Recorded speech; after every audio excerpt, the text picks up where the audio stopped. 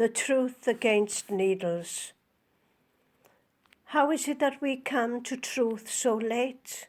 That great war, its wrecks and widows, we orphans of another age, we who know nothing of gatherers from the green fields, tongue-tied without a witness. And beyond, we remember the early gnomic, he who does not know will not be known.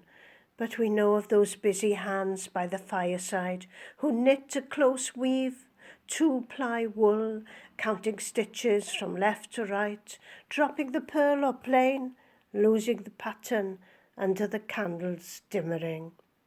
2 needles join again to the squeak and squawk until the wool has done its work.